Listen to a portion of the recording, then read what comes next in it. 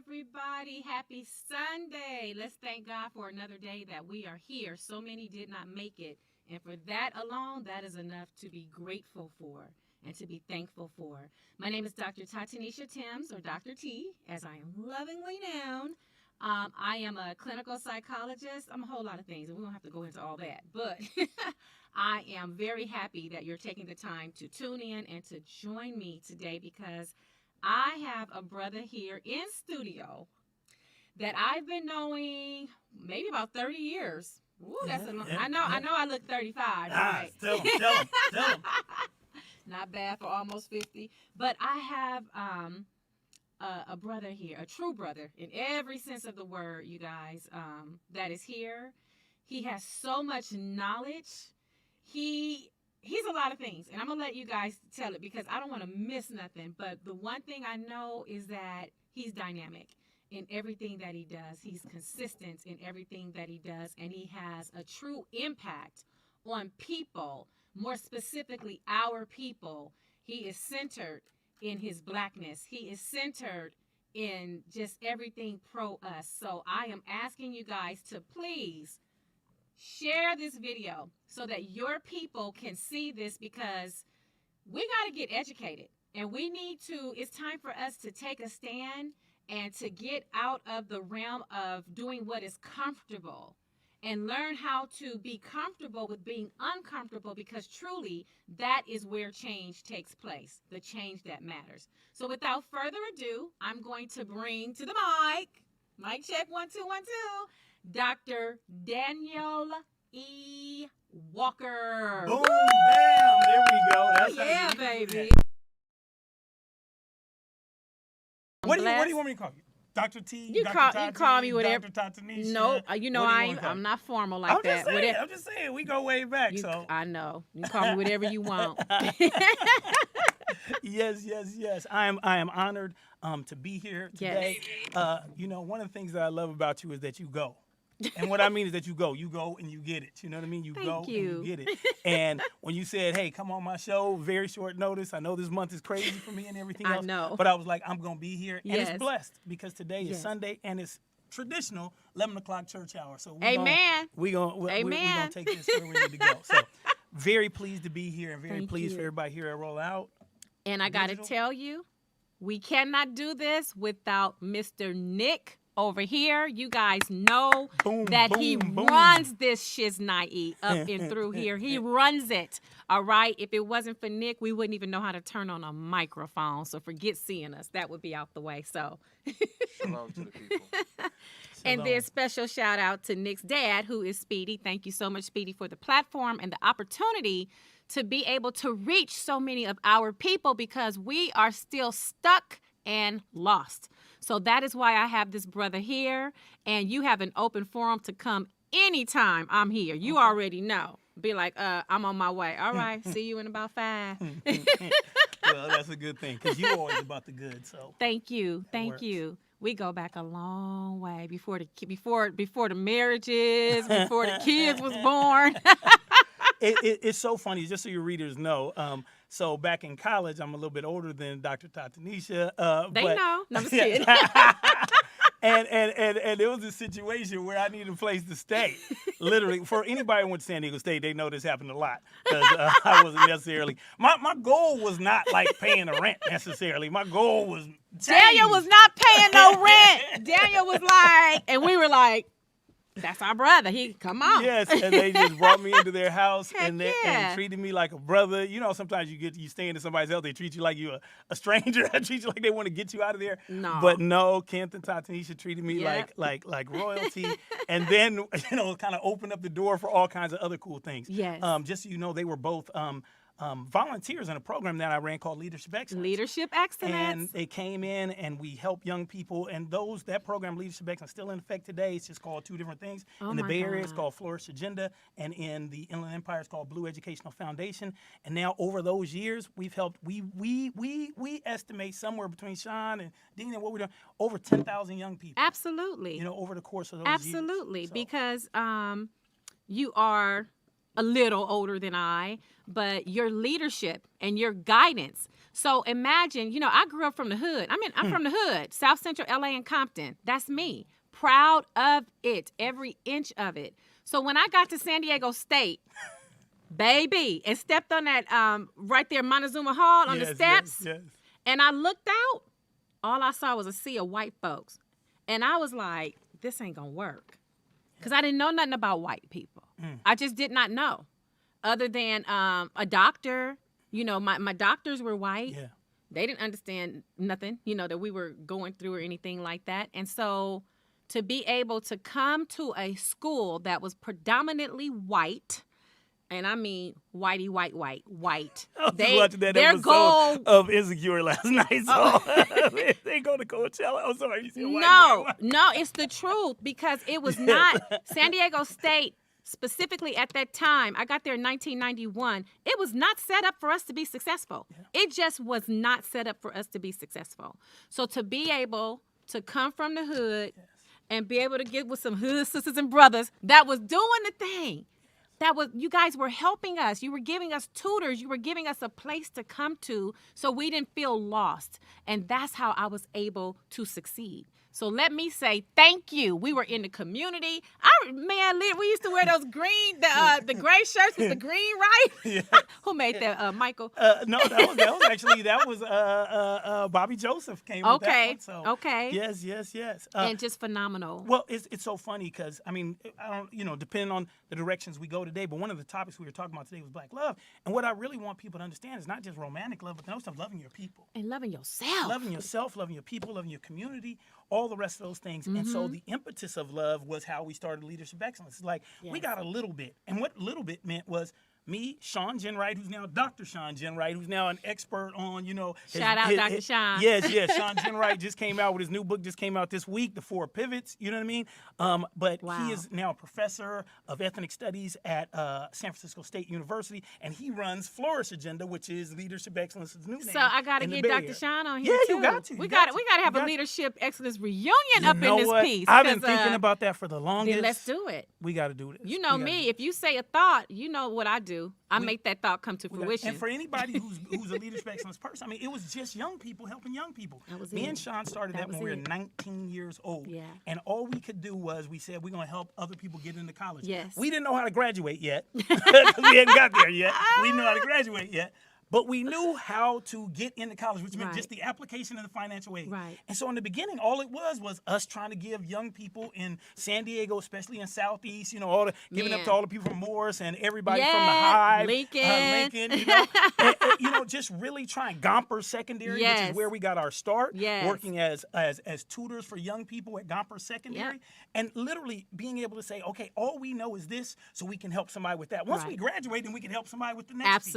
And the keys were self-esteem and what we called race esteem. Yes. Meaning you had to be able to learn to love yourself as a Black person. That's right. And we were blessed because of where we went to school, with the Africana Studies, with people like Dr. Shirley Weber, who's now the Secretary of State. Did you hear that? Come on. Who? Dr. Shirley Nash Weber, Secretary of State, is our mentor, our teacher, our professor. Yes, and we had people like Dr. Norman Chambers in psychology, and Dr. Danny Scarborough, who I got a film coming out about, and all these beautiful That's what I'm talking about. That were there nurturing us in this PWI, predominantly white institution, allowing us to feel like we had some centering, some all that. So all we were doing was trying to pay it forward. Yes. And let me say this piece. So from that, Leadership Excellence. Yes. So right now, if you go to San Diego, there's this thing called the Young and Prosperous Foundation, started by a guy named Chris Jones, Officer Chris Jones, who's a policeman in the San Diego PD, who's a graduate of Leadership Excellence. That's what we're talking about. Who has created this organization, who takes kids on college tours, who gives them tutoring, you get where I'm coming from? But do you understand that you helped to create the doctor that I am today? Amen. See, and one of the things I know, I believe in giving back. That's why when there's an opportunity to be a mentor to a young one, I'm like, I'm tuning in. Yes. When Dr. Demita Joe, when she did that, I was on that call, and I told him I'm available. Yes. I'm here because I know what it takes. We have to help each other because the others ain't trying to help us like that, or there's some type of agenda behind it, or they're getting some dollars behind it. But before you go out of Africana Studies, you know who I got to bring up. The one I couldn't stand. That damn Cornweibel. Where the hell? How the hell? Stop that. Man. Stop that. Don't do that. Don't do that. I say that because of this. I say that because of this. Okay. So Dr. Theodore Cornweibel, an excellent scholar of the African American experience, wrote a lot about the Harlem Renaissance, all the rest of stuff, was a professor at San Diego State in Africana Studies, and he happened to be white. I say don't sweat because I have a PhD in, my PhD is not in African American history, it's in Latin American history. Right. So in the same sense that somebody believing, can this person come in here, where else? And I tell people, I have this big thing about teaching for what I call love and justice. Okay. You know, love and justice, that there's this notion that the love should compel you to do right, Right. and then justice is equity, Right. right? You know, if you want to do right by somebody, if you love them, then you do really right, Right. by them. Equality comes, right? Right. And so I always want people to know that you can pursue whatever you want to do. If you're black, I know a person named Leah Shopcall. She's an African American, but she is a scholar of like medieval Europe. Okay. You get where I'm coming from? You can't tell us that because I'm black I can't do Absolutely. medieval Europe. And so I'm just saying that Absolutely. sense of we need to be open, because a scholarly discipline is just what we call a discipline, Right. meaning there's rules to it. Doesn't mean that this person understands every aspect of what you feel, Right. but it means, do they understand the body of literature that impacts that field? And you know, and that's the thing. It's like being street smart. Yes. But what took me back was he could not be empathetic to the experience of being a black person or an African American person. And I just thought it was jacked up that all of our first like couple classes had to go through this man. And Nick, I'll be in class like this. Well, Like disgusting. listen, and all I'm saying is, you know, when He can learn it. He can read. when I walk Okay. into a classroom and it's Mexican American studies or it's Latino history or whatever else, and the students are all there waiting for the professor to come in, and I can imagine many You show Chicanos, up. Latinos, everything else show up, and they're thinking, I'm in college, and it's time I'll get a chance to have a professor who looks like me, and I walk in. Yeah. You get me? Yeah. But that's where the love part comes in. Yes. You have to have the empathy. Yes, So you I tell gotta have people, the I don't empathy. know Yes. what it means to be from Guatemala or Honduras or Salvador or Mexico or anything like that. Right. But as an African American who's been through oppression, Bam. I can equate with certain things. Yes. I can learn from certain Yes. things, and I can empathize. There I you can say, go. what does it mean to feel like an outcast? That was the missing That- part. And that- that continues to be the missing part. And empathy is not something that can be faked. You cannot learn to act it. Yes. It is something that is ingrained in us. You understand? And Nick and I, we always talk about just the ancestral traits that we continue to carry. Yes. One of the books, and I know you'll know it, is a small book by Dr. Naeem Akbar, Breaking the Psychological Chains of Slavery. Yes. And the reason we talk about it and talk about the history is because even though the overall title of this show is My Health Matters, there's many different components to health. There's mental health, physical health, spiritual health. Yes. And to our people, we are suffering because we're not tapping into our greatness a lot of times. And we don't have to wait for, I'll just say, others to rescue us. It's up to us to do for us. And the rescuing has already been it's already in our DNA. Right. You get where I'm coming from? Yeah. When It's how we survive. Yeah, when we think about black love, that means that love that was experienced on that slave ship when somebody looked out for somebody else who wasn't their brother, who wasn't their sister, but understood we all in the same boat together, right? That's right. The love was expressed when you got on that plantation and there was no mother or no father, and somebody else who was going to be called Big Mama Right. brought you in and then loved on you. That's why we have to this day fictive kin, our cousins, our play cousins, Yes. whatever else. Because when we got out of slavery, that Yes. love said, okay, we're going to be in these communities. We're going to support each other. We're going to establish HBCUs. Right. We're going, that love is what Right. takes us to that next level. Right. So we have had it. We Right. have it. We just need to fully tap into it because the Absolutely. power of it fully realized is that monumental love that King had, is that monumental love that Fannie Lou Hamer had, that monumental love that can literally change other people by our witness. Right. But we have to be able to understand it at the core. Right. Remember, Right. because I of where agree. we come from, because of how we've existed, we have gotten so many negative images of ourselves Yeah. that we believe are ourselves. Yeah. And sometimes it's That's just the hard to truth. get back to Ourselves. that which is ourselves. And ourselves is loving Right. a community, your family, all the rest of these things. Right. Get back to it. We can do it. We can do We can it. do it. We can do it. It ain't too late. You can do it. Put your back into it. Put your mind into it. You Yes. know, I just love Dr. Maya Angelou. Be the change you want to see in the world. Yeah. You know what I mean? Yeah. But I don't know. I just get so disgusted by just even like societal things today. You know, I heard you say when we were in slavery, but still there is a huge part where we are still, others want to enslave us or, you know, control us in what we do. You know what I mean? And it's like, no, like me, ain't no controlling me. Yes. I'm a hard sister to control. It's just not going to happen. Yeah, well, we have to institutionalize that essence that you got. Right. That means to be everybody. Absolutely. I think sometimes our whole fight against being controlled, right? Yes.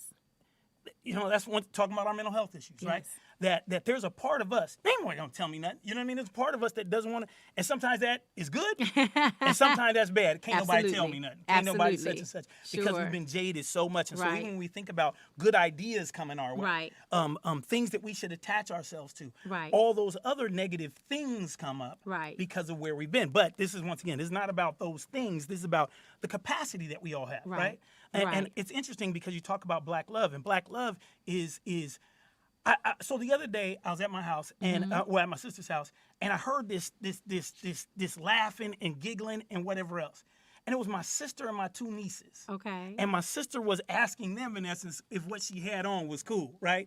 And it's in the morning, right? She didn't know. What the thing is that it was so beautiful for me to just listen. They didn't know I was listening. I was in the room. And just the beauty of a mother, her two daughters, both dark-skinned girls, all three dark-skinned women, all talking about beauty, all talking about, you know, intergenerationally and loving on each other. And even though we go through struggles and stuff, because we do. We got you stuff. know, my niece is in the midst of that angst of adolescence, you know what I mean? You know what I mean? Where all of us parents are like, will they ever come back? Like, will they ever come back? Will they ever start acting like that? It's a shot in the dark.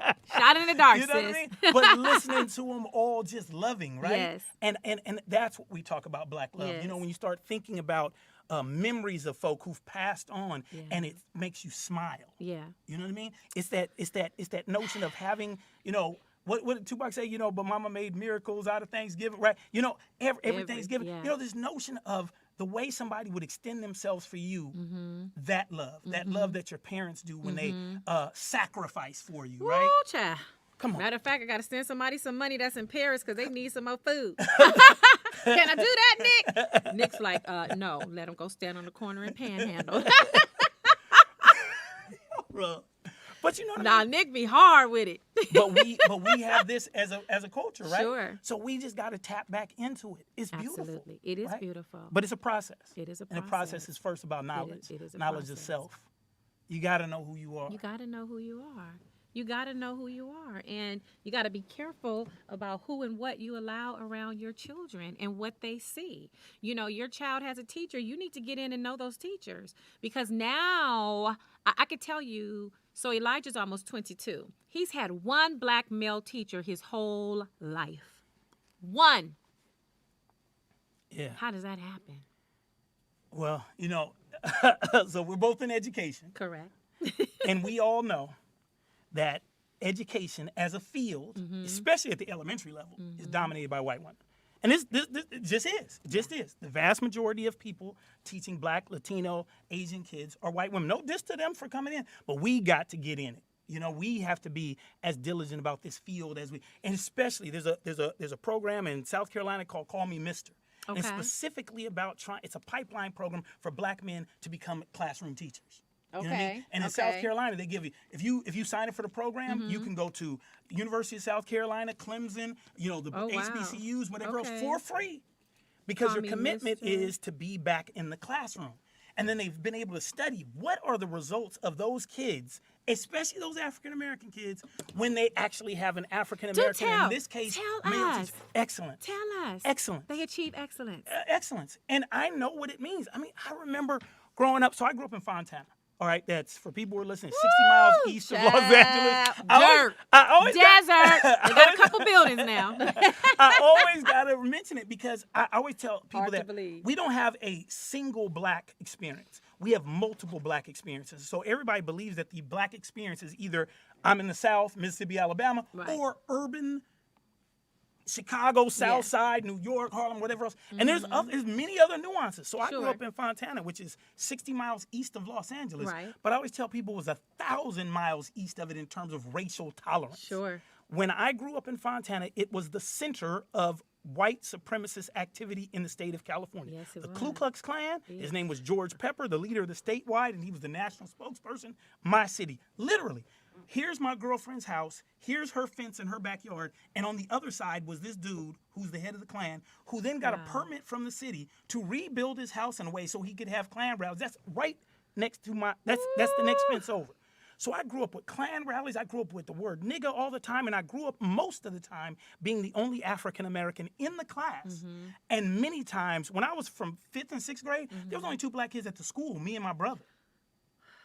I'm just being real. Wow. Now, those people in my classes, to this day, good friends. Right. Those people still. But understand that there was a systematic thing going on by why I was there. Sure. And I got blessed. I had a black teacher, Miss Jackson, in 3rd grade. And then I don't think I had another black teacher till I got to college. Yeah. You know? Yeah. That was it. But I remember in 5th grade, there was a dude, he taught 5th grade, but I was in his class, and he was Mr. Brown. And he was a brother. And he was tall, he was from Texas. He ended up becoming the first African-American to be a principal in that district, everything else. Oh, but I wow. remember seeing him. Okay. There's 2 black people at the school, but we got one tall black man there, and he acted like he was my daddy. I'm telling you, he acted like he was my daddy. Because he was able to sympathize Oh, and empathize on what I your get in life. trouble. Here come Mr. Brown. What you doing in here? You are not my teacher. Right. Why are you over here? Why you in my business? And my mother and Mr. Brown like that. Oh, You know yeah. get where I'm coming from? Oh, yeah. So I had a protector because there's times I did stuff that I need to be punished for because I was Sure. being and there was times when other things happened. But the fact that I saw a black man, and I keep saying tall because we all thought he was the biggest guy. We're in 5th grade, right? Right. And it just seemed like he walked with this essence. Sure. And I felt like I had to impress him. too. Right. I felt that he had to get good reports about me. Right. I felt all those things. Yeah, You know what I mean? And then the next time it's college. You get in, it's Africana Studies, and I'm taking these classes with these black professors because I have not seen them. Man, wasn't it fascinating? It was so fascinating. I couldn't believe. I don't think I ever had a black teacher. No, Miss Williams, my kindergarten teacher, was black. I had Miss Dupass for math at Washington. And you see, I skipped junior high. So I think that was it. And now you going to until- school, you saying you don't have a black teacher, and you going to school in L.A. at a Right. time when South Central was Black. predominantly black Correct. versus today it's predominantly Latino. Yes. And you're saying you're in LAUSD, Right. the 2nd largest school district in America, Right. in South Central Los Angeles, Yes, the in the 2nd largest hood. conglomeration of black people in Right. America throughout Yeah. the 80s and 90s. Sure. That's what South Central was. And you, forget me over there in Fontana, where Yeah. you didn't have a black teacher. Nope. Come on. Right. So going Absolutely. to college and walking in, picking all the schedule, and then I remember it was AFROS. Remember that? Afros. Afros. It was Like, what the- Afros. It was Afros. Afros. And going in the classroom. So the first class I ever had, I had the English class. It wasn't with Dr. Scarborough. It was with this guy named The Cedric. academic skills. No, that was the English 100. And, Oh, you was know. able to. I'm skip just that? You was smart. Well, I want to lift up a few things. Number one, so I tell the story and I tell it because I was always smart. Absolutely. I was always smart. Absolutely. I say that because we to act as if African Americans, especially African American men, have to have always gone through this struggle in academics. Right. You know what I mean? So Right. it creates this lens that then everybody's talking to you like you're that lens. Right. And we act as if Martin Luther Kings don't exist. We act as if Daniel Walkers don't exist. We act as if, irrespective of his politics, but his academics, Ben Carson don't exist. Right. We act as if these people don't exist. So to be able what to happened to say, that brother? I was always smart. Right. And I want to say that because we also have this thing that we talk about with black people, especially black men, Yes. that we say, well, if you're smart, then people gonna call you all these names and whatever else. Never happened to me. Never happened to me. Never happened. No negative. It was always positive. Why? Positive. Because I walked with academics and intellect like Right. brothers walk with a basketball or a football. Right. You know me. Right. It's like I'm unapologetically who I'm gonna Period. be. Absolutely. And that swag that one gets when we walked into those classrooms and saw these professors and Dr. Weber unapologetic. I'm black. I got an I got afro. my afro. This is And- who I am. And looking at all y'all LA and Husband baby. is a judge. My daughter, what's the daughter doing? What's Akila doing now? Dr. Akila Weber. Dr. Akila is a pediatric gynecologist down in San Diego and the assembly person for the district now. That's right. So watching excellence just go, Yes. and unapologetic excellence. Like, I'm smart, that's it. You ain't going to lag. This is what we going to do That's right. next.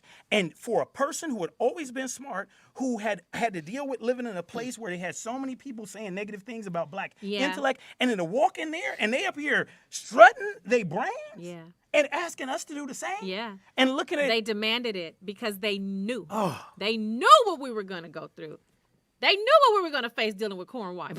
See, I'll tell you, I'm not going to go there with you. I don't want you to. I'm not going to go there only with you. I'm not going to go there with you. But that was like, that was the worst experience in my life. I'm just going to say. But my college career. I understand that. I'm like, okay, I ain't had no black teachers. I'm thinking college, okay, because now San Diego State, we had black professors. Mm-hmm. We did, I don't know if we had any in the engineering I was going to say, it was almost all in one department. Because, I worked for the mechanical engineering department and the electrical engineering department. All my many, many, many jobs, the library down in the basement doing the arc. I did it. One time I used to work 3 jobs and go to school full time. I don't complain. Yeah. Because it built that character within, that integrity within, and that work ethic. Because you always go. When I said you always go, that's you. That's you, right? Thank you. Always gonna be pushing. You always gonna be asking the next question. You always gonna be expanding yourself. I say this for a lot of us who come from interesting environments. Yes. Sometimes we're warring against our past. Yes. You know what I'm saying? Yes, I do. We know what our past is, and we're trying to create this sense of ourselves, but we don't really even sometimes know what it looks like. So we just picking little pieces. I'll give you an example. I got a good friend, and I know he does not mind me telling this story. Okay. His name is Dr. Will Greer. And Dr. Will Greer is the head of targeted instruction and policy for San Bernardino City Unified School District. Okay. You know what I mean? He's a professor at, like a tenure-track professor at Cal State Long Beach. Got his PhD from Claremont Graduate University. Absolutely. But he used to be my student at San Bernardino Valley College. Okay? let's roll that. Right. And an interesting thing was happening. That's my dude. You know what I mean? My mentee. This dude's brain is sharp, right? And one day we were talking about the whole Bill Cosby thing. Bill Cosby going to prison and everything else. Yeah. And he was distraught. And I said, what? I was just trying to figure out, like, this isn't you. This is a person on TV. Right. And he said, Dr. Walker? No, Dr. Walker. He said, because my daddy wasn't in my life like that, I modeled myself after Cliff Huxtable. Dr. Cosby. When I'm trying to figure out what life is going to be like and how I deal with my kids, Yeah. I don't have it around me. So I got to watch this TV show and pray that I can be like Cliff Huxtable. So now I'm a grown man with kids and responsibilities, and this man goes through this trial, and it's messing with me. My politics say he did these things to women, go to jail, you know what I mean? Right. But my internal's going, so if my model of a man is not right, not real, now what does that now do for me? Versus I see men being fathers, I see men being loving. I see them everywhere in my community. I grew up with them. That is the thing. And Will and all my crew back there, these now it's so funny because they're in their early 40s and whatever else, and I still consider them young cats and everything else. But going out there and modeling what it looks like, Jonathan Buffon, what it looks like, Hardy Brown, what it looks like, Will Greer, what it looks like to be a father. To be present. To be upstanding. And to be the one that the kids see as leading and not always following. We have it everywhere. We just have to remind ourselves that it exists. Sometimes I get into that, love thing where you get into this mind stuff where you say, well, it always ends up negative. Well, I ain't never seen no good. And then I started asking myself, am I really right? You get me? Like you can say, I never saw a black man and a woman. I never saw. And then I started asking myself, no, that's the narrative I wanted to see. So that's what I saw. I saw the dudes who beat their wives. I saw the dudes who left their wives. I saw the dudes who had, my uncle had 2 families on both sides of Inglewood. 2, literally. 2 full families. I'm not talking, you get where I'm coming from? 2 full families. You know what I mean? Because it was normalized for us as a man to always have an extra. Right. Do you get me? Nick, you want to chime in on that? Yeah. To always have an and one. To always have one in the chamber. I have a question. Yes. Why is that not normal? What I'm saying is we've normalized it. It is normal, but it's not good for us as a people. Why is it not good for us as a people? Because we need to be...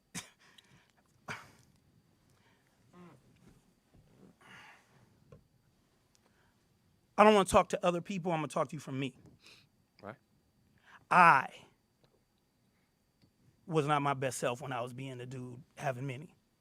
I did not allow myself to put all the good energies into one person, meaning that everybody I'm dealing with, 1 on the side, 2 on the side, 3 on the side, are all getting just a piece of me, not the full me. So that means I'm not giving my full essence to anybody. So I'm not going to receive the full essence. You get where I'm coming from? I never knew until I found, right now I'm in a beautiful relationship and I'm giving my all, like my all. Like, and when I say my all, she has my password for my phone. Because I'm giving my all. I'm not worried about nothing else. You get where I'm coming from? But you know what it does for me? It's like, wow, once I started giving fully, transparent, 100% committed, everything else, the level that I'm getting back is something I've never experienced before.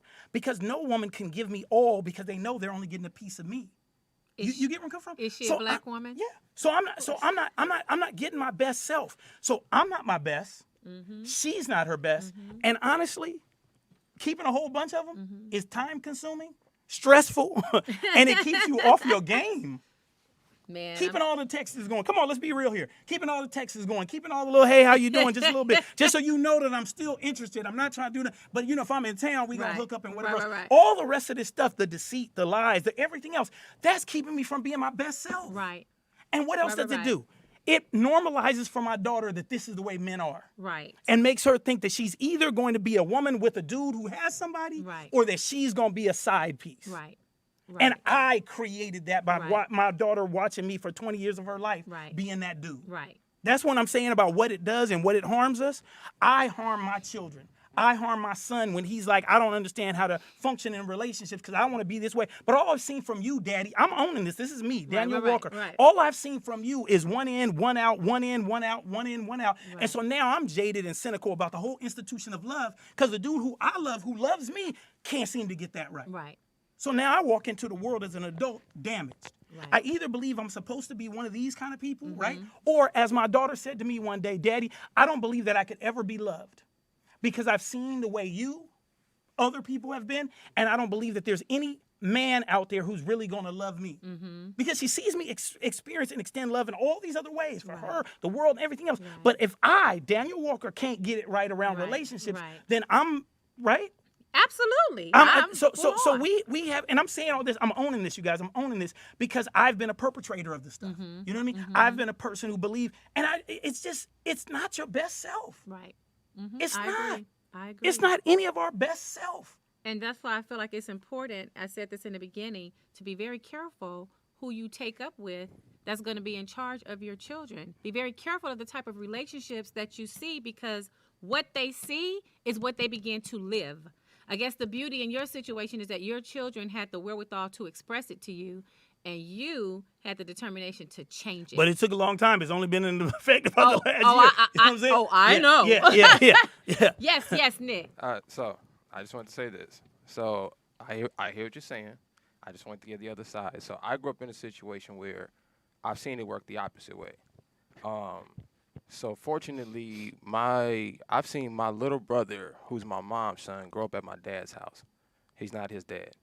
My little brother, who's my dad's son, grew up at my mom's house. That's not his mother. My dad made sure there was no separation. That's not my stepbrother, my second, none of that. Everybody was connected. I went to my little brother's mom's house. So I grew up in an environment where it was peaceful. It was useful to have multiple women that can step in and be a mother, correct me when I needed to. When my little brother was over here, my mom was his mom. When I went to his house, I knew his mom was going to act the same way my mom did. So I understand that goes more towards a mentality thing, in my personal opinion. And that's taught to us by the people who's captured us and taught us their ways. If we go back in history, we are not a people of monogamy. And I think this is why we have so many problems in the black community when it comes to relationships, because we're practicing a culture that's not our culture in a way that we're not supposed to be doing it. The fact that you said you've had multiple women, every black man I know has had multiple women, right? Yeah. Every black man. Yeah. The only reason they stop is because the black woman keeps complaining about it. And she's getting that idea from a white man. She's not getting it from her source, because if she go back further enough, her great-grandma tell her, your grandfather had a family down the street. I respectfully disagree. I get your point, but I respectfully think that I don't agree with that premise. Which is fine. Yeah. If you look in the scriptures, our culture was started by a man with multiple wives. Jesus Christ himself compared heaven to a man with multiple wives. So I understand that our carnal mind can't get our mind out the gutter and it being about sex. Not saying you. This was my personal problem. It being about sex and having 3 or 4 women to have sex with. Now, I'm a married man. I believe in multiple wives. The only reason I would take on another woman is to help raise that woman up, to enlighten her. It won't be nothing sexual. It won't be about my sexual deeds and how many women I want. That's ignorant on my part. That has nothing to do with relationships. Me not being honest with this woman has nothing to do with relationships. Nothing to do with me having 2 or 3 women. That's me that's my character. If I'm a man, I should be able to have 10 women and tell all 10 of them, hey, this is what's going on. Oh, Lord. This is what it is. Once again, and I understand that's your reality. Shout out to Pops. Yeah, I understand that that's your reality, and that's cool. That's your reality. I'm saying, once again, I owned it for me. It does not work for me. Right. It does not work for so many women who I know who are damaged and hurt and have been that wasn't the setup that they really wanted. You know what I mean? They signed up with a belief that they could somehow change me, change it, create a different love ethos. Or my daughter always telling me, Daddy, remember that women have agency too? You know what I mean? Somebody could just be with me because they set up, you know, they got they stable going. They get with me when they want this kind of relationship or this kind of experience, whatever else. But I'm saying that for me, for Daniel Walker, and I believe for the totality, for the vast majority of people in our community, meaning African Americans, that's not a good thing. Because we didn't, you know, it's 400 years since we've been in Africa, you know? And that's not working for us. It's not a good ethos. We have to be able to understand we can't be just the same all the time. We have an essence of things, but we can change and we can get better. And I just believe that we look at, you're a psychologist. Yes. We look at the mental health issues that we got. And when you look at issues about family disruption, you look at all kinds of stuff that we got. It's not good for us to be one man with 10 different ones. It's as a group. I'm just saying, Why? empirically speaking, I haven't seen where overall I've seen any type of study that shows this is a better way for people to be. Let me ask a question. That's all I'm saying. Okay. So we have the highest rate of baby mothers, unmarried black women that have children, right? So what would, in this situation I grew up in, this is all I see. So what makes more sense to me would be if that man who's, no matter what society says, he's obviously, like you said, 400 years now, he's going to have multiple women, regardless of what society says or not. We can see that in the black culture, right? Most black men have multiple baby mothers. We have to accept that. That's part of our culture, whether you want to acknowledge it or not. That's evident in nature, right? Now, if everyone had the mentality that's, okay, look, she can't be a baby mother. She can't be a baby mother. So if you do have sex with her, you have to take care of that woman. Once again, hold on, this is not my belief. Okay. Right? This is from the scriptures. So that's my This point. is from your interpretation No, of scripture. no. What I'm saying is, because every scripture has another. That's not true. We could go with. That's not true. It does. Let me just finish. Okay, but I'm just saying it does. According to the scriptures, right? If we put this into practice, we wouldn't have baby mothers. We wouldn't have women out there that's alone that has to go find a stepfather. That's my main concern in our community, is growing up with the stepfathers and women. I got a friend of mine who's one of my best friends. Baby father was killed when she was pregnant. She has 3 sons she has to raise on her own. You see what I'm saying? Mm-hmm. What would make more sense to me if there was a man to be there for her, even if he had another family. What's be there for her? How much? So in this pie, let's say we got this pie, and this pie is time. Right. All right, and not just time, but interest, right? Of attention. For kids, for the woman, for everything, for the economics of the thing. Mm-hmm. And so I got this pie, and I done split up mine. I'm only one person. I'm one person. I'm Daniel Walker. I'm only one person. And I done split this pie up 6 different ways. Gotcha. So if I'm trying to be stepdaddy or daddy over here to you with 3, and with you with 3, and with you with 3, going back to the African concept, I can only have multiple wives if I can support them. I'm not African, so But I'm saying, I didn't say African concept. You said that. I said a biblical concept. Okay, but even biblical concept. That's why a person had to give a dowry to get a woman.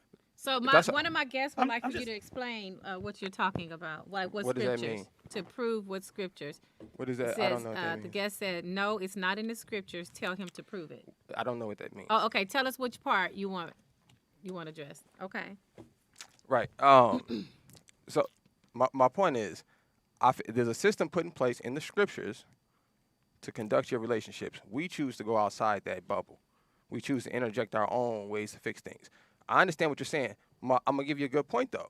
So my grandfather, who I seen maybe every other weekend, right? Didn't see him too often. Left one of the biggest impressions of manhood on me, like you said your teacher did. I had a teacher, Coach Norman, same way. I only had one black teacher my whole life. Nigga picked on me every day, right?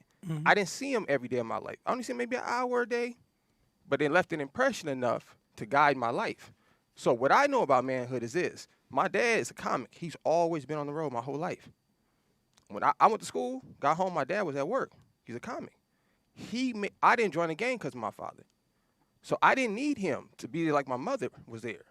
So what I know about that society is I don't need a man to look at every single day, hold my hand. Well, I don't need that. What I need is an example of what a man is. I need somebody I can call. I need somebody that can pull up, that's going to come check me when I need to. That's all I don't need somebody to be my mother. That's my mom's for. So I believe, like the scripture says, that's what the man's job is. I don't think a man needs to be there like the mother needs to be. That's two different jobs. In my personal, I don't have kids too. So let me preface that. So don't put too much weight on what I'm saying. So don't put too much weight on that. Bruh, when you start getting them, No. a whole nother boat. So don't put too much weight on what I'm saying because I don't have children, right? But I'm speaking from a person who was a child, grew up in that situation.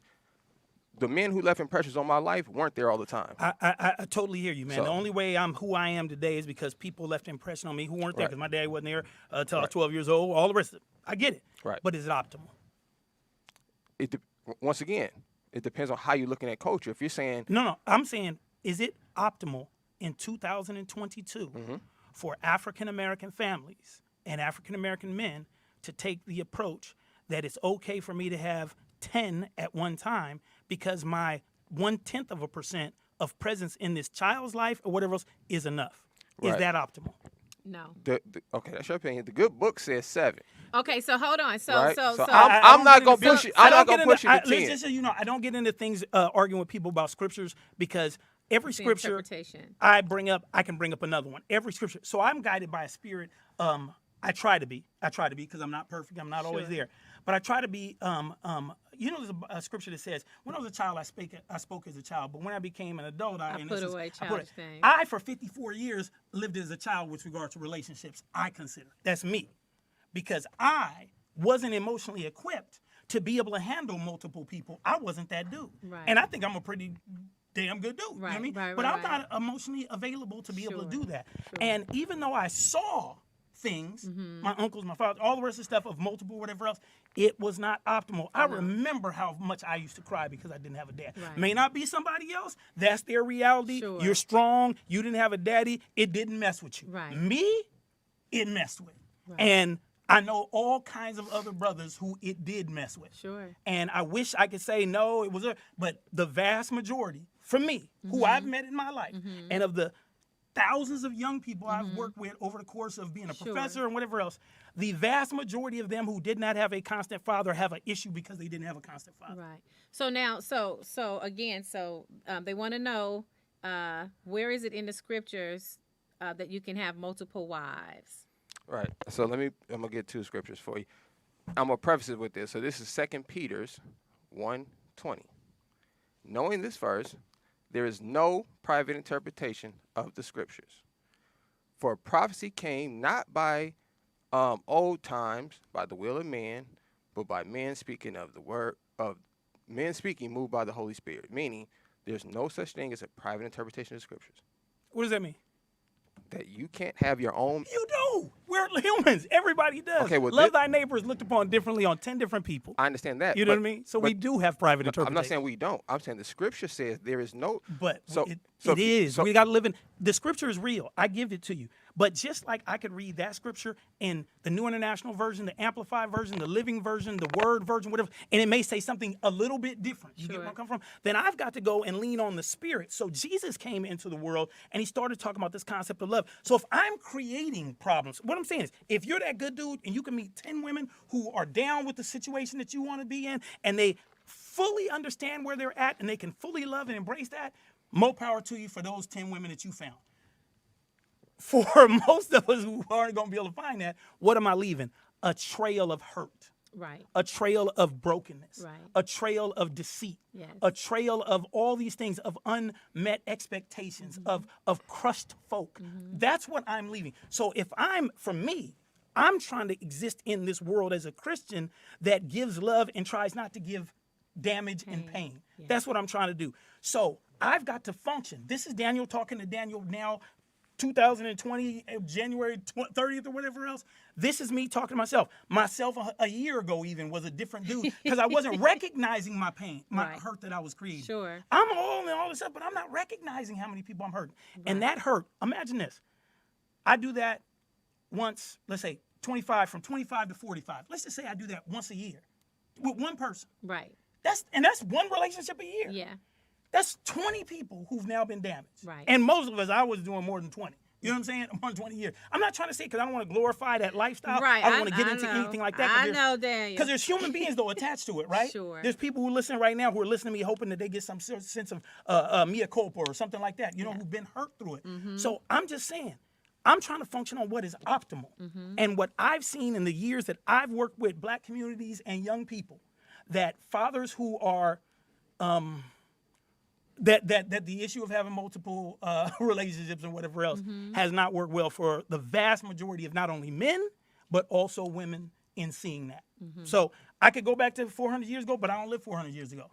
I live in the real world where marriages, multiple marriages against the law, but that's a whole other thing because I could live in Utah and do my own thing or have plural marriage or, have understandings. I experimented, young brother. I experimented with being polyamorous for a while. I thought that was the thing, I said, maybe I'm just cut different. I was trying to get out of the whole thing and I was like, maybe I'm just cut different. So for a year, I lived a life just saying, I'm going to be totally honest with you and you're going to be totally honest with me and everything's going to be cool and I'm polyamorous and I want you to know that.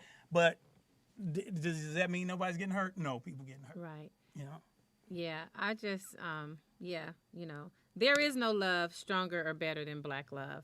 So idealistically, black children, raise them with their parents. That would be idea, right? But even if there's the absentee of a parent, I think it's still important because of what is ingrained in us to raise black children with black parents, period. I believe that. It's like we don't know enough about ourselves to start emerging too much. You don't know enough about yourself. You don't even understand mentally, psychologically, even like the DNA, all of that, But I agree, spreading it around is I don't think that's optimal. It doesn't mean that a parent can't love or doesn't love their children, but children require a lot of time and energy and money. And, it's a real thing. And if they have special needs or any disabilities or anything like that, that's a lot of time, a lot of energy, a lot of money, that you have to be invested. I have a niece that has special needs, and man, I don't think I admire any other woman more than I do my sister Tisha because of how she loves on her daughter, and unfortunately her father, is an absentee father, black father, but an absentee father because we know that exists too. But you got all these kids, you got to keep it together. Because everybody's going to have issues in life. That's just a part of life and living and just being a human. I call it Dr. Lorraine Johnson. Remember Dr. Johnson? Hey, Dr. Johnson, because she watches, and I want to have her on the show as well. She used to always say, daughter, that's just life on life's terms. That's just life on life's terms, right? Or you hear people say, well, when life throws you lemons, squeeze it, son of a bitch, and make some lemonade. Make it work. That kind of thing. But I respect Nick and Nick's opinion. I definitely do. I'm glad that you knew he was going to have that. So you I know Nick, baby. I was like, okay. It be me and Nick in here. Can I answer the question for your person that asked me a question? I don't want them to think I'm dodging the question. Oh, no, it's okay. Just to finish on that part, for a precept must be upon precept, line upon line, here a little, there a little. Meaning if you say something about the scriptures, you have to prove it with 2 or more scriptures. So that's pretty simple. I preface that because now I'm going to prove what I'm saying. Okay. Okay. All right. So Romans 4:15, because the law worketh wrath, for where there is no law, there is no transgression. A sin is transgression of the law. Like in America, the only way you could break the law is if there's a law established that you actually broke. So that's pretty simple, right? Right. Okay. So in order for me to say it's wrong to have multiple women, I would have to find a law that says that. Right? That's what the scriptures is telling me. If there's no law that says that, I can't just say it's wrong. But there is a law. That's what you It's said. called it's called polygamy. No, I said there's a law in the scriptures. Oh, in the scripture. Oh, okay, I'm sorry, Right. Mr. So now I'm going to get the proof that there's no law against having multiple women. Here we go. Deuteronomy 21:15. If a man has 2 wives. So now the Lord is giving you guidance for a man with multiple women, which means he's condoning it. Okay? How many years ago was that? Yeah, and plus in The the New Lord doesn't Testament, he comes change. back and So talks I- and says No, that that's So I not- feel what you're saying, Doc. We change. The Lord don't change. No, he's the same. So Today, tomorrow, right. always. So Absolutely. in Deuteronomy 21:15, you can find the law that establishes how to conduct yourself as a man of God if you have multiple women. So if you do want to take on this way of life and you don't want to go by the guidance of the world, rap videos and the homies telling you what to do, there's a scripture you can pull as a black man that will guide you on how to deal with multiple women respectfully, raise your children respectfully, and everything will work out just fine. So I just wanted to, But why can't you just do that with one dynamic black woman as a black man and bring in some dynamic black children? Why spread it out? Is it because multiple women can offer multiple things to the child? Because I heard you say that. No, because our culture, if you do believe in the scriptures, I do. Jacob, a righteous man according to the Lord, had 7 wives. Okay, he had multiple women that buried these children that created our nation that we're talking about today, right?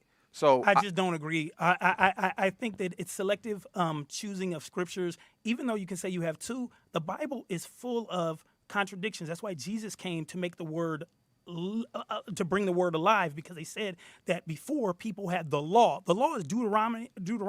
The law is Numbers. The law is the Old Testament that was created to function as a way of some rules for the Hebrew people as they left their bondage and how they had to live. So that's the law for Hebrews. The New Testament comes and Jesus is the fulfillment of the law. The Bible asks the question, do we live by the law or the letter or the spirit? And it says that the letter killeth, but the spirit giveth life. So the spirit of Jesus is what I live in, not the law of the Old Testament. And we can take differences on that because some people are Orthodox Jews. Some people are, you know what I mean? I'm good. That's your thing. But for Daniel E. Walker, Dr. Daniel E. Walker. for Daniel E. Walker, it is about the fulfillment of the scripture. That's why he said, if I worry about the scripture every time, I'm always going to mess up. That's why Paul said we were always going to be messed up with the law. That's why we had to have the perfect gift, which was Jesus Christ that came, that in him the law was fulfilled, and now we live in a state of grace. That's a different thing. So I just, for me, and this is just my own theology. You get where I'm coming from? I don't want to throw any credentials or anything out there, but just my own theology of how I live my life, it is let's try to function in the space of love, forgiveness, and grace. And so when I'm thinking about anything, I'm hoping and praying.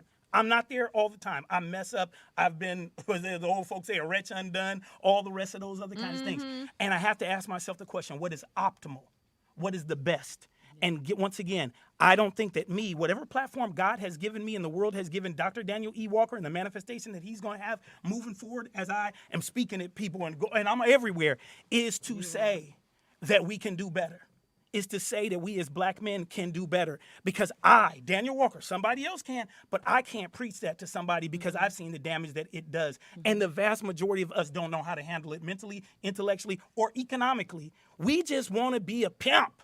You know what I mean? We just want to have a bunch of, hoes. We just want to have, we're not thinking about any, if this brother get a class and started teaching people about what principles are, about responsibility, more power to you if that turns into, it's not Daniel Walker's ministry, but it might be yours. And I could easily be wrong. You get where I'm coming from? But for me and the way I exist in the world, I am going to try to say that I have seen the damage this has done. I have done it myself. And me switching to say normalizing and saying now it's okay and whatever else I do is not, it's not good for me. It's not been good for my father. It wasn't good for my uncles. It wasn't good for my cousins. It wasn't good for, I have yet to find anybody other than you, more power to you, but who it was positive for. It just hasn't been. So if you know better, you got to do better. And if I was living in a polygamous society where that was cool, that's one thing.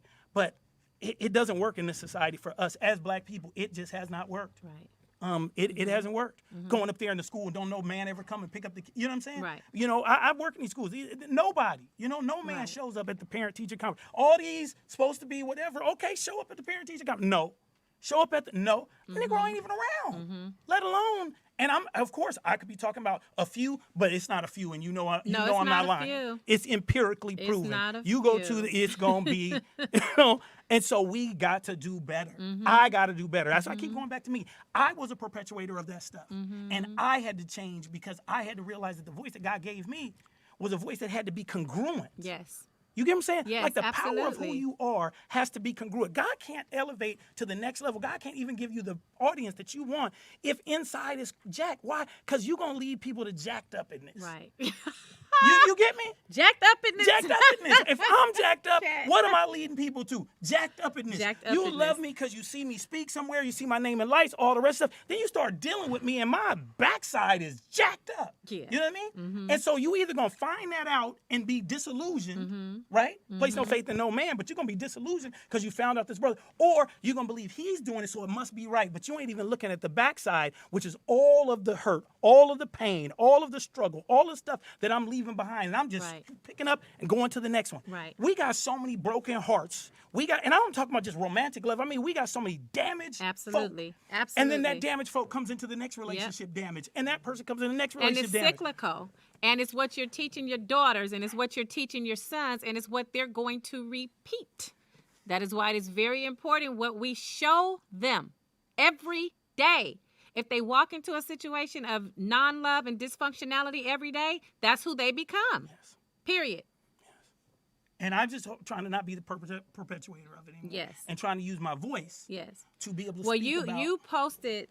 you posted something that resonated with me, and I reposted it to my page. I'm gonna pull it up because it was very powerful, and I know that it's healing for you as well, and that's what I felt. And I said something to you like, brother, this is gonna help so many people.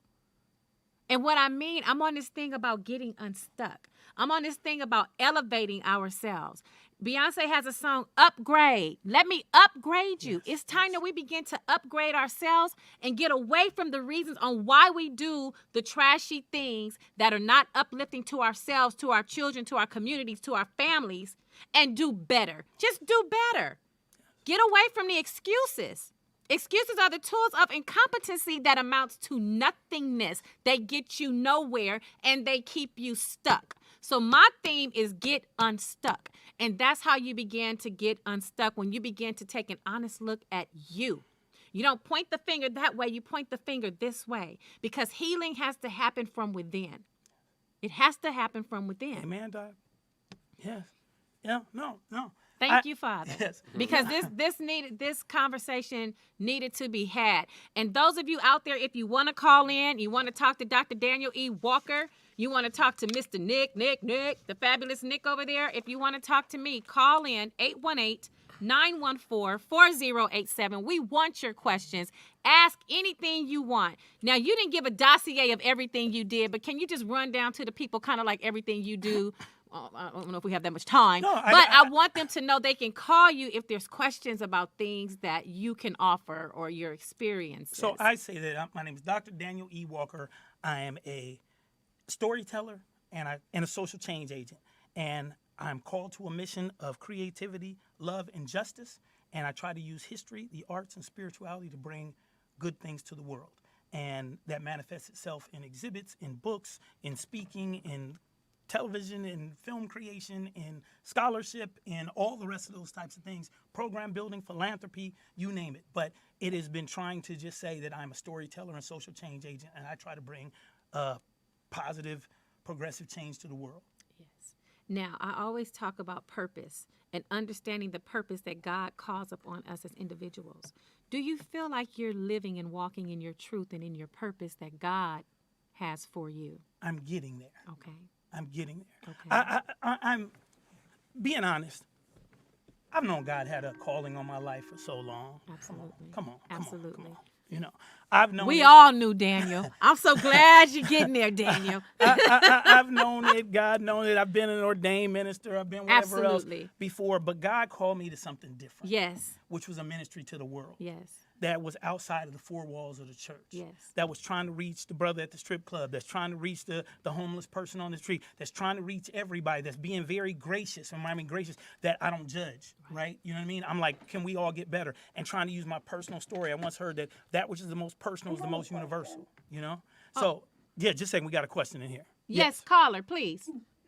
Okay, this is Classic Athletic, and I wanted to ask him, what was that come to Jesus moment where you're like, I am doing these women wrong, and I am leaving a lot of hurt and a trail?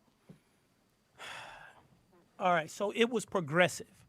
And what I mean by that is, of course, I've had different times in my life where I get right. It's kind of like when the kids like church, right? You get right, you go to church, you get it all together, right? Had times where I get right. But my nature has been to be this other dude because it literally is so normalized that my friends, homie, it's like, if you don't have what are you doing? You know, like. You ain't got 5 of them? You know, you don't have another. What's wrong with you? So anyway, I've had times, but it's really been the witness of my kids. It's been, last year, my daughter didn't talk to me for a month because she was so disgusted. And I remember Isaiah went through a period too. They just, they're like looking at me and they're like, Daddy, you are much better than this. You are much better than this. And, I'll just be like, you kids, you don't understand that. That's the way I understand what I'm doing here. This is what I'm doing. You kids, you don't understand. Love, you understand this. Boom, boom. You start going, now they grown. Yeah. Now they out there talking to me and they saying, Daddy, Yeah. And then I think it was just a culmination of, in the last 2.5 years, I've had so much hurt happen in my life. My mother died on like March 23rd. And then my aunt, my mother's baby sister, died 13 days later, like out of nowhere. And then my grandmother died, and then COVID, and then my brother, and then my brother-in-law, and all these things. And I know that in reality, I've been using women to numb my pain, And I started wondering, why am I not getting out of this funk?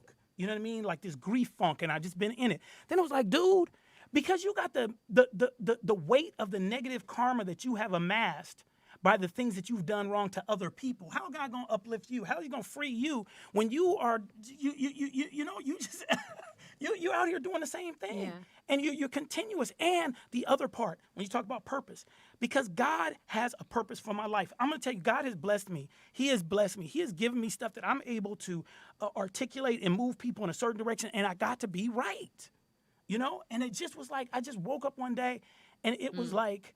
Stuff started happening. It was falling away. It's taking about a year to start falling away.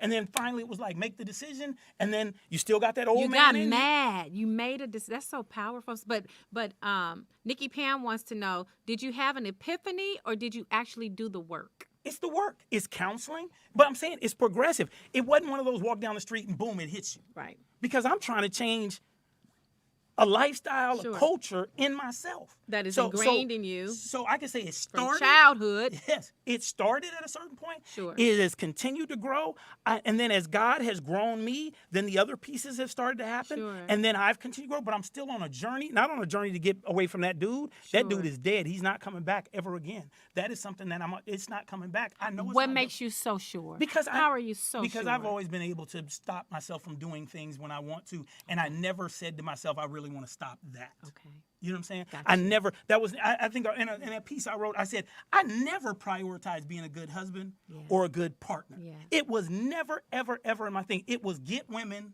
you got them, you use them for whatever you got, whatever it might be, love, whatever. But I never dreamed, what was it like to be a good husband? Never. Even when I was married. I never dreamed, what was it like to be a good boyfriend? Never. Right. My actions were used to get you to a certain place. Right. You know what I'm saying? And then to maintain that what minimal I can give to you. So to the caller, it's a process, and I'm saying to everybody, it's a process. It's all these pieces. It's the desk. It's women saying to me, "F you" sometimes. It's people questioning my character. Sure. It's my kids, and it took all that to break. I mean, it took a lot. That's a lot. I wish it was one thing, a good sermon, and I went home and no, 5 minutes later, my phone is ringing, the texts are coming, Right. It had to be a serious issue about change, and I had to realize that God needed me to be more than I am. Yes.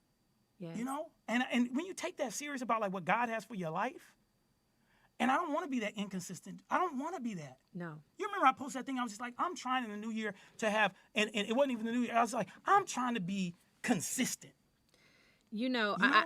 I want to read it. I want to read it. It's long, but it's so powerful. I mean, there's very few things that I post and repost because, you know, that's just who I am. But just allow me, and you guys bear with. Classic Athletic. Did you have another question, Sweet Pea? Oh, she hung up. And thank you for calling. I love you. I am better than this. I never wanted to be the poster child for this statement. Hurt people, but sadly, that's been me. For the past 2.5 years, I have been stuck in a funk, and the causes are easy to identify.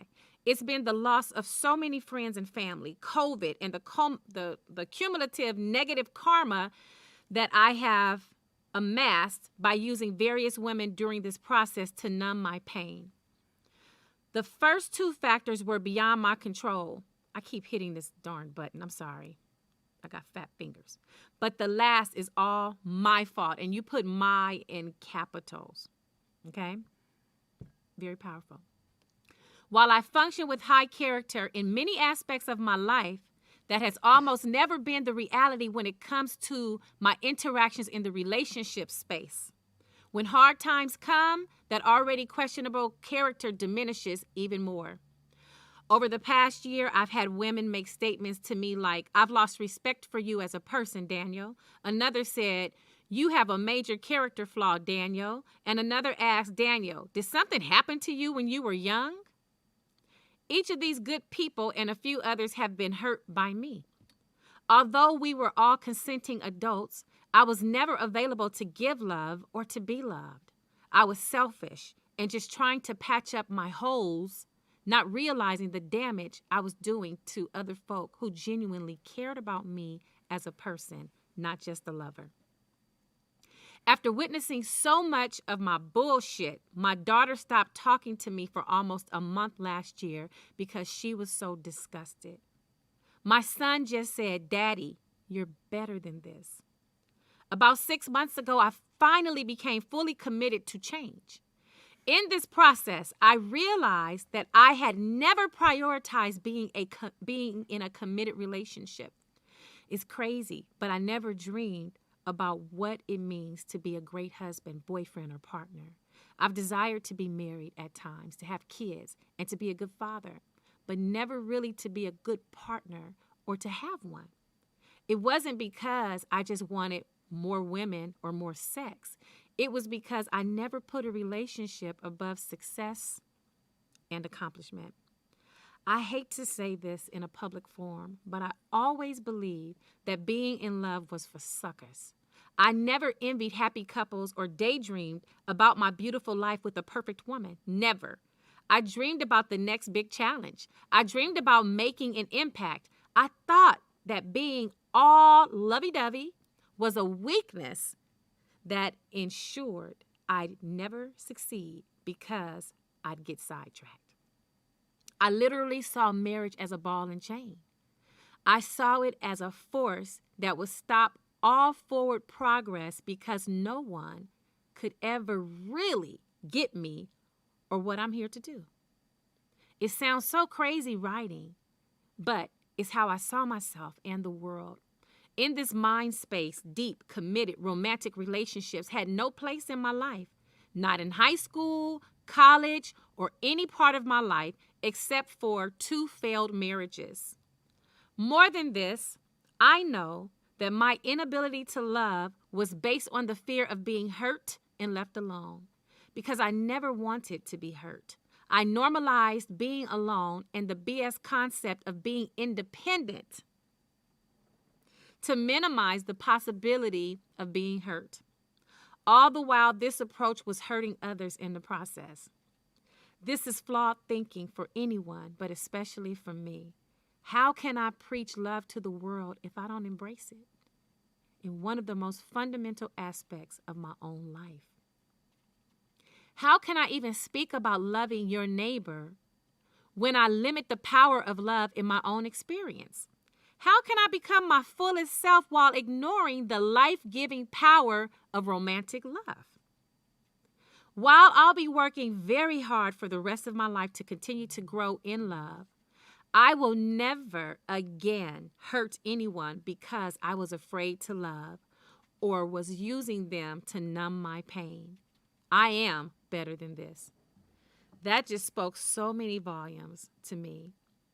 The vulnerability, the openness for you as a black man who is so successful to just put it on the line. Now, as a black woman who's also successful, I've been there putting love and relationships on hold because I had things to do. I got to read, I got to study, I got a kid, I got to this, I got to that, because I had been hurt several times. I didn't want to be hurt anymore. And I had to do the work. There is work required to be done so that you don't continue that cycle of bringing it into your next life or your next relationship. You know, it's okay. I always tell people, it's okay. If you're in a relationship that's not working, get out of it. Get with somebody that is going to propel you, push you, believe in you to be the best you that you can be. That is loving somebody. Knowing when it's time to make change, that is loving somebody. But more importantly, that is loving yourself. And it's not easy. It is work. It is work. But it is a work that is worth the work. Because on the other side of that, not even the other side of that, but also going through the journey and through the process is very powerful. But being able to talk about it, Daniel, the way that you do, the emotion, everything that I'm feeling, your spirit, your aura that is right here, that is existing between you and I in this space is very powerful. And I understand my purpose. My purpose is to teach and show. That's what God laid in me, to teach and to show, to do and to show, right? It's not about grabbing every dollar I can. I do so many things for free to help people because I understand my purpose. And I know that the illnesses, the cancer, the different things that I've gone through, the divorce, all of those things, they happen because I'm able to help other people that are experiencing the same things or similar things. And I live in that because that's my truth. And once I was able to step boldly into my purpose and accept that is the calling on my life that God has placed in me, everything around me has flourished. I've lacked for nothing. I've never lacked because he's always provided. But now it's just on a different level when I talk about getting unstuck and upgrading. So you're upgrading to your optimal self. That's why you know having 7 women and 10 kids is not optimal because somewhere along the line, somebody's are going to be hurt and missing things along the way. And that's just how it is. So this was deep. This was great. This was just empowering for so many people. Don't give up, people. Don't give up on yourself. Love yourself. Go into the reason why you do this, why you did that. It's not pretty. But in psychology, you know, there's different ways of getting people to tap into their past, right? Sometimes it's hypnosis, which can work if you're accepting to that. Sometimes it's just different behavior therapy techniques, exposure therapy, you know, these different things. Face it. Deal with it, you know? If you're someone, you were a victim of something extreme, we know that incest runs very rampant in families because of the accessibility.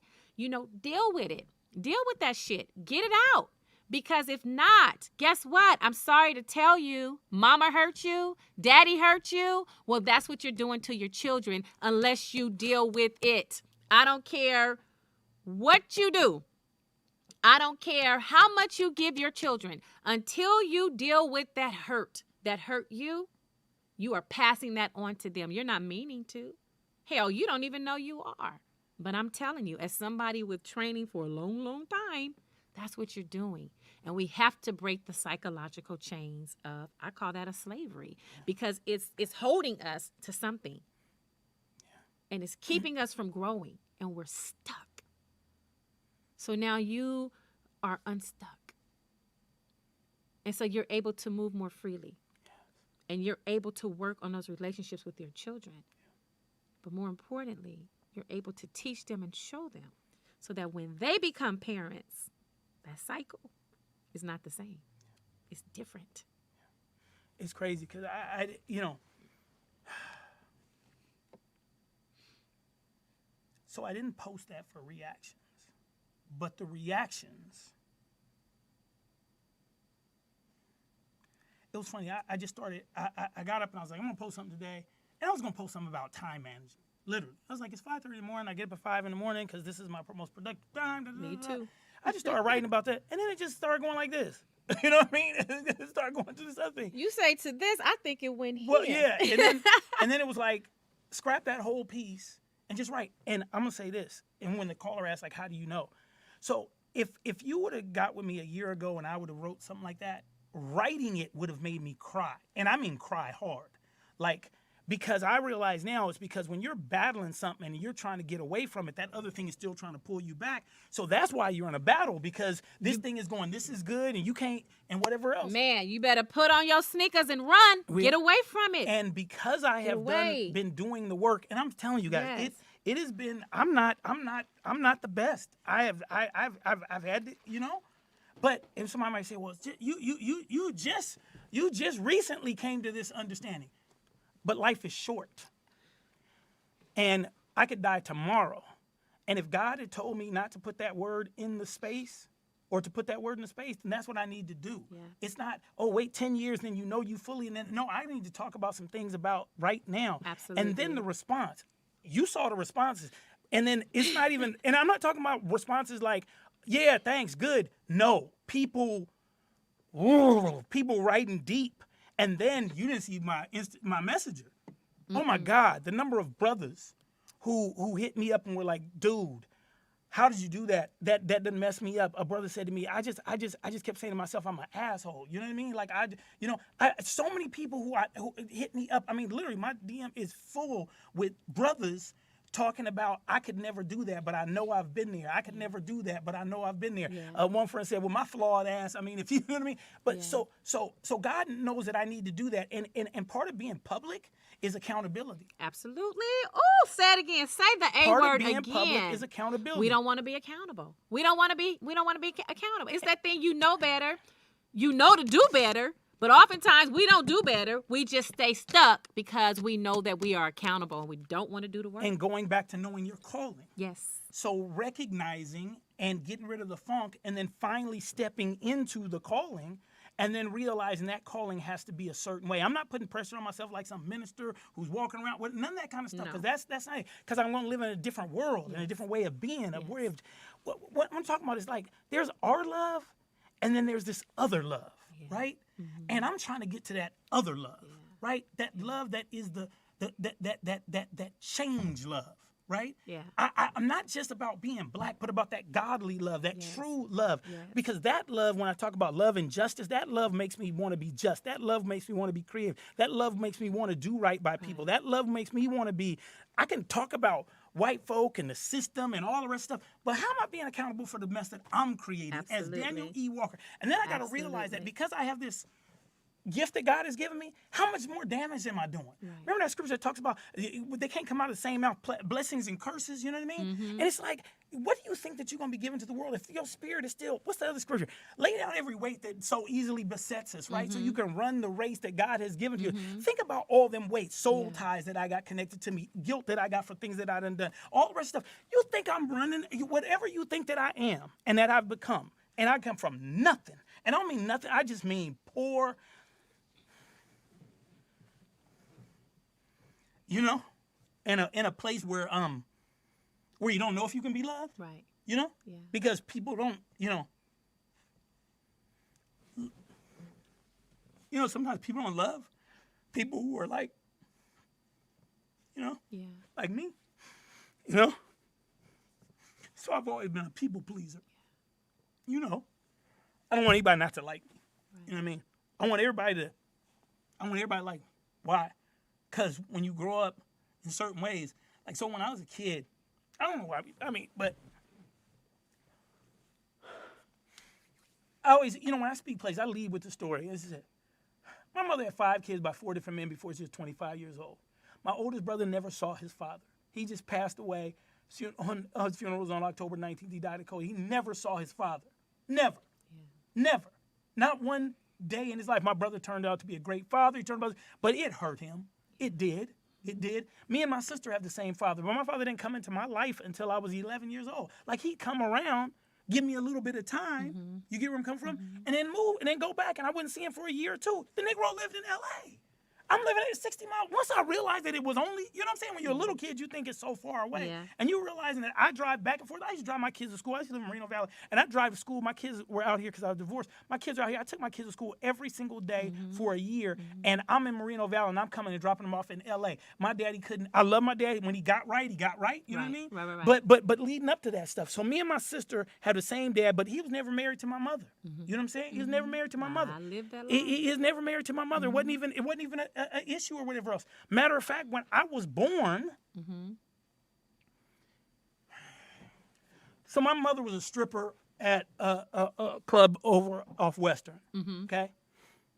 My mother met my younger brother's father when she was pregnant with me, hiding her pregnancy, still working at the strip club.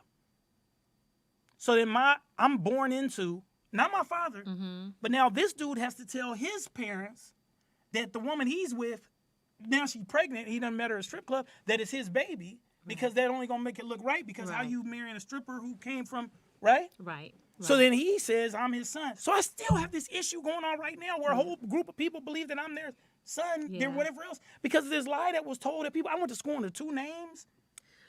Me too. You get me? I live that. Yes. You get me? Yes. And then that father of mine, that stepfather, the only person who ever lived in the house with me. The only person who ever lived in the house with me. They never lived in the house with us. My father never lived in the house with me. My brother's father never, whatever. This is the only dude that ever lived with the house with us. So then he goes to prison for murder. So now, what are we doing? I'm visiting San Quentin. Because the lie is that I'm supposed to be his son. So now I'm being traumatized by going through the receiving line at San Quentin and at Soledad and all the rest of this stuff. It was wayside for us. Come on. It was wayside for us. Because same. Because he's supposed to be my daddy. Right. And so now I'm being traumatized by having to go through some stuff because that's supposed to be my daddy, but he's really not. Yeah. You know? Then my younger brother is damaged by the fact that his dad was never there for him because he's serving a life sentence for prison in the California Department of Corrections. Then I got a younger brother who I don't even know because my mother hid her pregnancy and then gave him up for adoption. So when I say about being poor, broke, you got a mother that people calling, you imagine what names people call somebody who works at a strip club, has all these kids by all these different people. Yeah. Come on. Yeah. You know? So I'm sitting up here and my mother was a victim of incest. Her father. You get me? Yeah.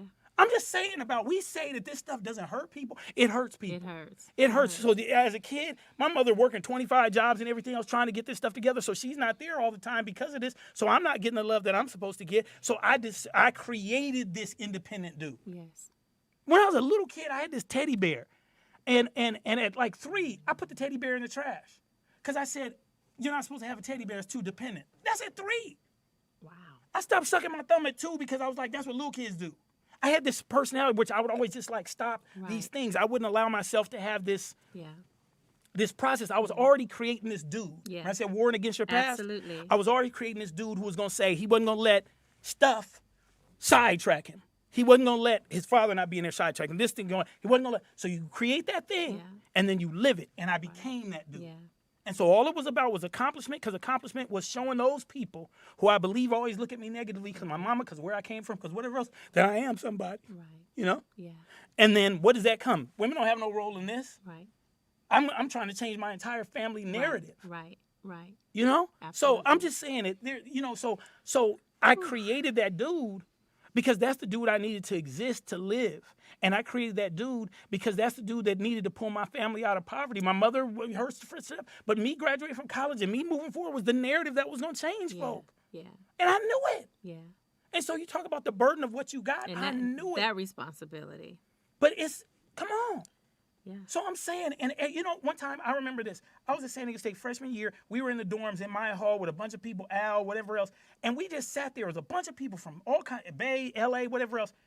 And not one of us had a daddy who was in our life. And we were just sitting here, and this is my daddy. He did such this or that. But, you know, And we are in college, so we're the persons who's supposed to be. And not one of us. We were sitting around the table. I used to be jealous of dudes, people who had full families. I didn't say it, but I knew I was. Yeah. When I got to college and these people had a mother and father that came and showed up and moved their stuff in, come on, how many people I know I'm talking to? Yeah. And I'm sitting up here going, they got a daddy, and he's there, and he moves the stuff in. And I'm here in a car by myself with my friends. Yeah.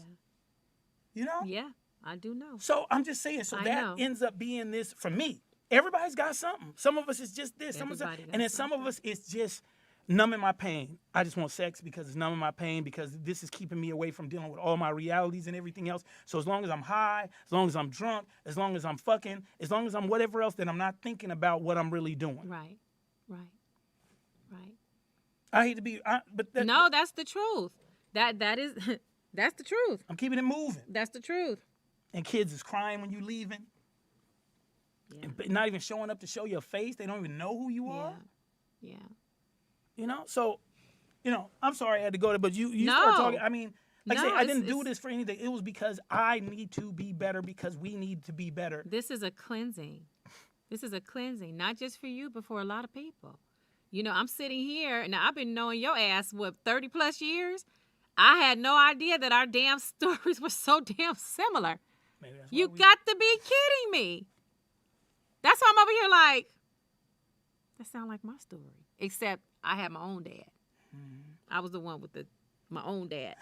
Right? Ain't that crazy? When we be in a family, that's all, and then one person got the dad, and the rest of us in the same family, like they got a dad. Well, if you call that a dad. Yeah. Because I didn't meet my biological father until maybe about 15 years ago. So, and the upbringing with my dad, rest in peace, Johnny Sr., William Sr., but shit, he was crazy as a bedbug. We learned, though. I learned a lot. Well, we spent a lot of time waiting in that lines in the roach coach truck driving up to Wayside. Yeah. You feel me? I feel you too well. It's like it creates a trauma, But what I tried to do, I tried to take those experiences and be like, fuck, I ain't living my life like this. Some bullshit. I don't want that. That's not what I want for myself, And my grandmother always told me, stop saying you don't want to be like so-and-so before you try to spend your life not being like so-and-so, that you end up just like them or worse. But it's the pain and it's the hurt. And so one of the things that I love about Nick is that he recognizes, he'll ask us questions, ask me questions. It'll take me off a little bit, because what I realize is that I become conditioned to saying certain things, conditioned to doing certain things, because that's how we were raised. You understand? But you're right. That accountability piece, when it kicks up, you understand and know that ain't right. That's not the way it's supposed to be. Whether you change it or not, you know. And it's powerful. But we can change ourselves, like you. We can change our narratives. We can change the trajectory of our lives if we really want to. It has nothing to do with anybody else other than us having the need to be better. I always say my affirmation is to be a better person than I was even just yesterday. Every day. That's all I'm trying to do, is be better today than I was yesterday. That's it. Better today than I was yesterday. I failed today. Tomorrow I'm better today than I was yesterday. I'm better today than I was yesterday. And I want people to know I'm not in a struggle with this. No. You get where I'm coming from? No, I'm not in a struggle. Mm-hmm. I'm not in a, a year ago, I'm not in a struggle. No. You know what I mean? I've become delivered. You know what I mean? Yeah. Why? Because I don't want to exist like that anymore. Yeah. It wasn't healthy for me. It didn't make me feel better. No. I was so alone, so isolated. People could love me, but I couldn't give back the love to them because I don't want them to expect anything beyond that. Right. And I don't want to give it fully, because that means you could be hurt and vulnerable and open to whatever else. And I got things to do, so I can't be doing this. Right. No, it's not one of those, like I say, come to church. No, it's been years working on it. I've known I needed to be different. Sometimes God can just throw all these things in there, and then it's like, I wish I was somebody who had been like one thing and then you could change. I don't think anybody just has one thing, though, because I just think it's life on life's terms. There's always some shit. wrong with it? And once you clear that up, now you got to deal with this one. But You know? but the promise to make to yourself is, but that old shit is not going to be the thing that trips me up. Like, it'll be something new. Speak. It might be this. It might be this. But it ain't gonna it's be not that. because that's maturity. I don't walk into this stage of my life and I can't function. And you know what? And to the people listening, want more, want better for yourself, because I believe truly that is the life that God intended for us to live. Not all this struggle, not all this stress and strife, which is killing us, especially if you're Black. Heart attack, stroke, heart disease, blood clots. I suffer from blood clots. If I got to have a surgery, I'm going to have a damn blood clot, okay? Which is dangerous for me, right? So damn, I got to release something. So then trying to, and I'm not always successful, but eliminating stress where I can. I refuse to be unhappy. That's something I can control, okay? I have cut a whole lot of relationships and people because I refuse to be unhappy. Being unhappy causes me a stress that I don't have to deal with. So controlling what we can control is what we got to do. Make changes, get out of it, change it. I swear your life is going to be better. It might be easier too. Yes, caller, what's your name? Hi, my name is Dana. Hey, Dana. Hello, how are you? I am blessed, sis. How are you? Great. I want to thank your guest for just being so candid and vulnerable with the audience.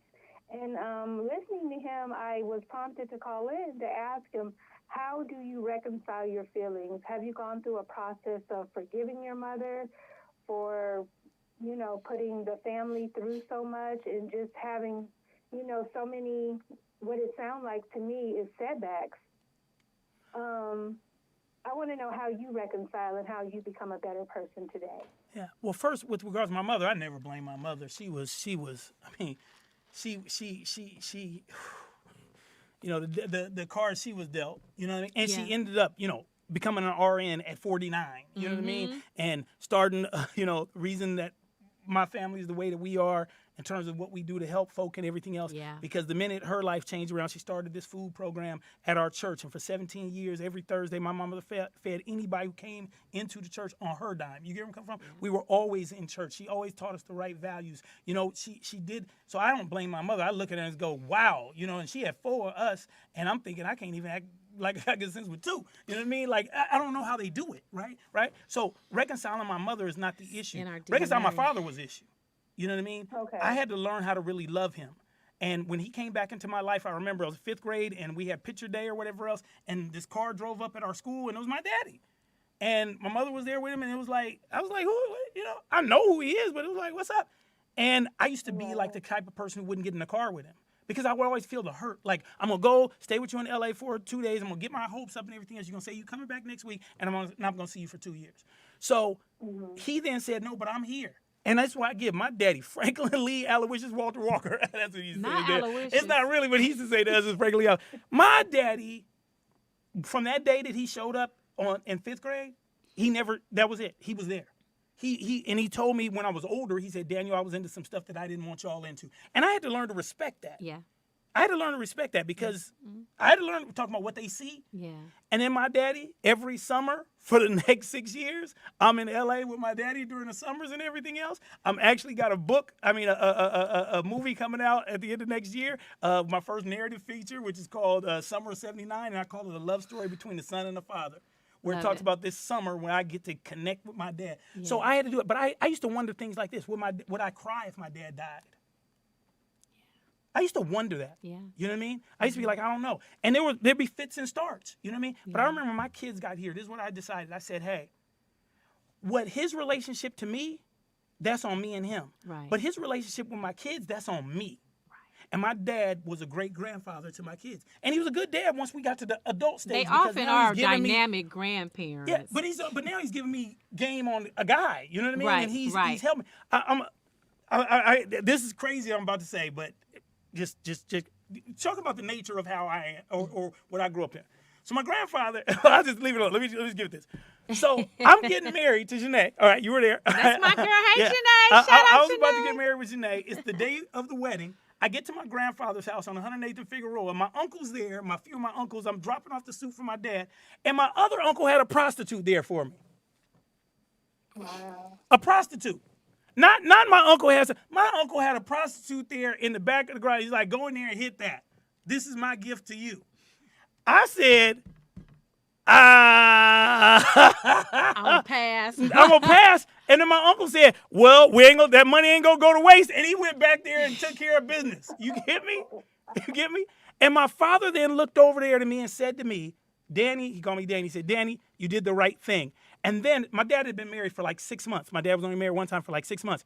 And he told me, what happened? His wife was named Cheryl. He said, I brought some shit home. What do I mean some shit? I don't mean no luggage. I mean the claps. I mean STD. And he was basically like, that ruined that. And he was like, you can be a better man than me. You know? Yeah. So I had to start realizing that this dude could give me wisdom as a grown man. Right. And start to accept his wisdom as a grown man. Right. And he helped me because he's much more calm than I was with my kids. He just all these other things. So I started to realize who he was and respecting him for that. And then that's when, you talk about forgiveness. Yeah. The forgiveness is what it does for you. So I don't hold anything about my daddy in a bad way. Yeah. But it's a process. It's like a I say, process. when he died, I swear, oh my God, my dad died. It was so funny because the context of the movie is around this death. So I'm driving to graduation. I'm a professor. I'm driving to graduation, got my cap and gown on. My aunt called me, my Aunt Pat. She said, Danny, you got to come to the hospital right now. And he was at that Dignity Health Hospital on Hope Street downtown. She said, your daddy done fell out and everything else, so I don't think he's going to make it, and you got to come. And I remember turning around and driving back the other direction and all the thoughts coming up of when I was a kid and all the rest of the stuff. And I remember saying to myself, I am going to be there for my daddy. Absolutely. My daddy was in the hospital for 28 days. I was there every single day. I was the person who made the decisions on his care, all the rest of that stuff. And when he passed peacefully and everything else. And I felt to myself that I had done what I was supposed to do because I had truly forgiven him and truly not done that because now I was who I was supposed to be, a son taking care of his sick daddy. Right. Not out of guilt, but out of love. But it took time, but I had to do it. And I thank my father for it because he had to make, it wasn't just me, he made the decision. He was like, can you forgive me? I'm here. Danny, just include me on some stuff. I want to be there. And that's the other thing. We got to remember, you guys, there's a whole lot of fathers out here who've been out in this pond or this ocean. And I know we got pain dealing with them and stuff, but you got to, if they make an inroad to come back into your life, it might be troublesome. It might be, but you got to try to do it because it's about both of y'all. You start looking and realizing you look like your daddy or your mama. You look like you start now that I'm older and I'm built just like my daddy, like a Tasmanian devil, like all big in the torso and small at the bottom. My daddy ain't got no booty. I ain't got no booty. I don't fill up nothing. Squat. Yeah, I can help you. I have my Serenity Optimum Nutrition Spa downstairs, and I can give you a booty. But you just start to realize, right? And it's beautiful to learn it. But see how beautiful it is when you can do it without guilt? Like, this is what my daddy did, and this is what I do, and that's good, versus being so mad if anybody tell you anything is related to your daddy, and you like, I don't want to be. I don't want to be. Right. So, thank you for the call, but yeah, my mother, no, love. I'll continue to listen. All right, thank you. Yes. And you have I know Dr. Dina Walker. That's Daniel's twin. They're not twins, but they look just alike. That's his sister. She's another phenomenal woman that I had the pleasure of having as a mentor. Dina was no joke. Like I said, I got to thank my mother. I'm saying we're talking about this negative stuff, but we're talking about black love. Let's talk about some of the positives of black love. Yo, for my father to be the dude, this one thing I'll give my daddy. Another thing I'll give my dad. So he was gone from me for 12. But remember I told you my older brother never saw his father. Correct. My daddy was a daddy for him. So going back to what Nick was saying, my daddy was a daddy for him. Yeah. He didn't. Since it wasn't his real daddy. Every bit is valuable. You get where I'm coming from? Absolutely. He's my dad, so I'm every day. Absolutely. But the fact that he's giving my brother the car, or helping him fix his car, or being the person who was there, all that stuff for a person who's not expecting, because that's not your real daddy, that's a plus. Right. For me, I'm looking at something totally different. And my younger brother, my daddy was a daddy for him. Wow. You know what I mean? Yeah. And they didn't have to be. Yeah, but he was a great person. Yeah. But I had to learn because he was dealing with his own stuff and he had to come to maturity on his own. Right. So. Yeah, and yeah. And you're going through your process. Yeah. Right. So that's why I know for me, I try not to judge because, you know, I'll tell you one thing with my biological father. I had told him straight out. I was like, you know what? No, God put you in my life at the time. I said, because if you were doing all that shit I heard about you, we would not have a relationship. Come on. And that's just real talk. It's the truth. And that's how I felt. And that's how I continue to feel because I know me. And it's like, no, you can't just be anything in my life. I pick and choose. I'm very picky. Yeah. So, well, let's take a break really quickly because my bladder is about to explode. Yeah, I thought we was going to go an hour. We can wrap it then. Let's wrap it because the bladder, you know that bladder. So, first of all, let me just say, tell us about your movies because I know you've done some movies. Tell us about your movies. Well, the big things for me coming out is so in the fall, it's a documentary film called The Path. Okay. And it's the story of this 12-year period, actually, where this individual comes into the life of these young people. It was at San Diego State University. His name was Dr. Danny Scarborough. And in 1977, he stepped into the life of a group of young people at San Diego State University, not only as a professor, but as a dance instructor. Yes. And they won Emmys, and they toured the world, Yes. and all the rest of this stuff. And he was the first person I also ever knew who ever died of AIDS. Yes. And so it's the story of that. And you talk about, when Nick talked about like people who can be a father figure for it, this was a gay man, and he was the most strong example of manhood because manhood for him was about responsibility, and he accepted it. So that, I've got a few other things coming out. Actually, well, I don't know if I can say, I can't say this one, but I'm working on, right now, I'm pitching to studios this thing called The Good News, which is a docuseries tracing the gospel roots of popular music.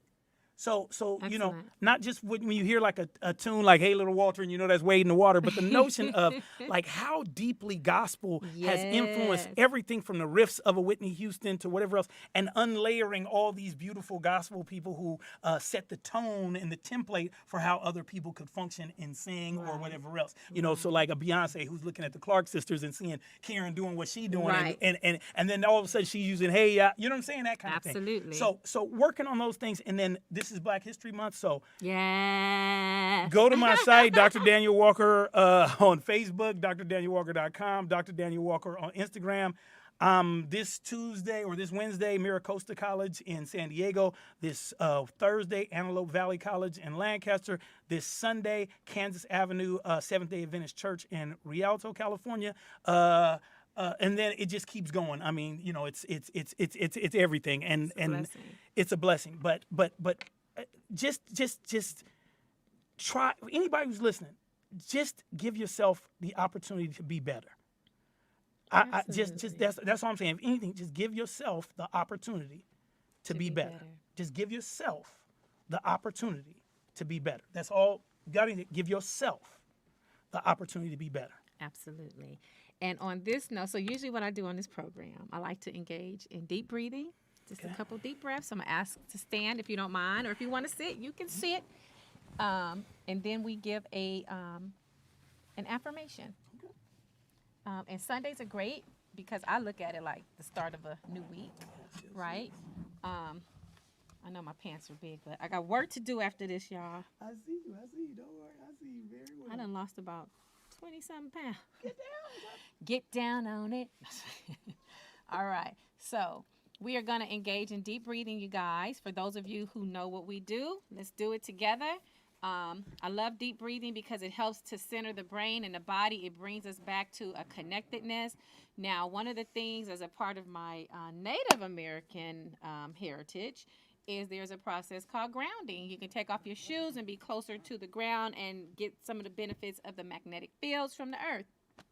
So I'm taking off my sandals, and even though I'm on carpet, I'm closer to the ground or to the earth than in my sandals, all right? So the process is we're going to inhale through our nostrils, hold the air. You're going to feel it. I feel it go up before it comes down, and then I'm going to control it right here in the center. Now, this center, this gut right here, this is where most diseases are formed, all right?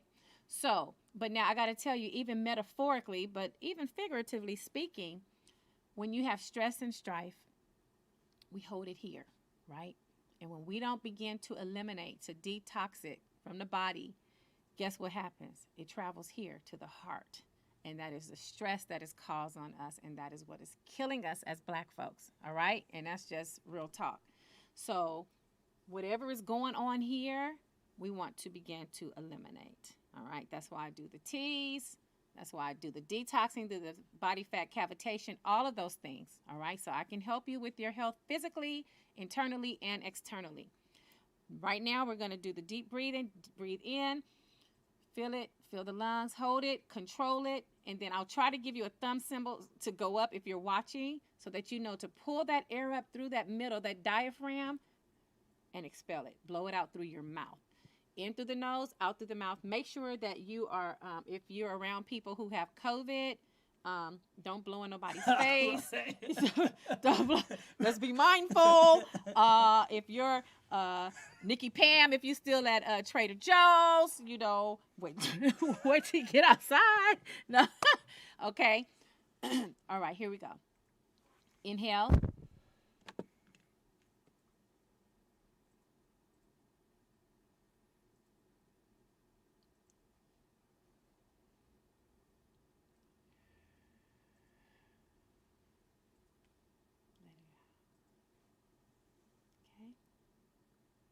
Inhale again.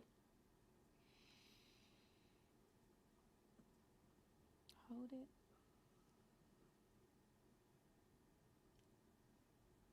Pull it up. Let it out. And if you're doing it deeply enough, you're going to feel some of your muscles begin to relax. For me, it's in the back. All right? One last time.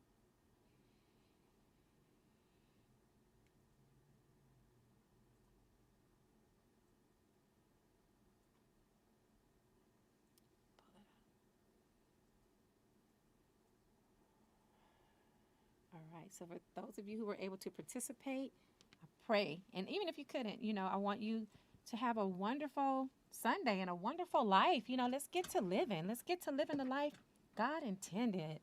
You know, all this pretending, let pretending go. It doesn't work. It keeps you stuck. It's time to get unstuck. So now, if you don't mind, just to give a positive, well, I shouldn't have to say positive, an affirmation. Would you like to go? Oh, wait, before we end, I want to Sure. give it up for my girlfriend, Jay, who is an amazing loctician. Jay's Blessed Fingers, if anybody wants to go and hook that up and everything else. You know, I'm considering locks. She's very much a part of my process. You know, I always tell people that she is emotionally appropriate. Like every situation, there's the right, you know, word, the right Sure. touch, the Sure. right whatever. Sure. And yeah, Sure. and you know. Sure. That's a strong Black woman. You know, many of us strong Black women, we can do it. We help our men and our men help us, and that's how it's supposed to be. Black love. Nothing more powerful than Black love. Don't let nobody tell y'all nothing different, because you'll get stuck. All right? All right. That's my affirmation. Okay. My affirmation is All right. to Shout my out girl, to you know what I Jay. mean? Shout out to That's Jay. my I'll be meeting you affirmation. soon, That's a Jay. good, yeah, you shall. That's a good thing. That has been, you know, when God puts you in the position where you're ready, and then He'll bring something to you that you won't damage, and somebody who can right. also help you to get where you need to go as Yes. you are helping them. I never understood the power of mutuality Yes. and what it can do. And so as you watch me over the next whatever else, understand that's because that's what happens when you get free. Oh, say it again, my brother. Get free. I love it. I love it. Which means that you're unstuck. He's stuck no I more. wish that for everybody. So the affirmation is Absolutely. that love abound. Yes. My oh no, Nick, I'm sorry. Hakuna Matata. You know how I'm rocking back.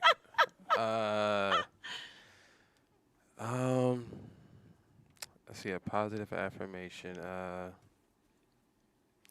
Let my will be in accordance with the Most High's will, whatever that is. I'm cool with Never that. go wrong with that.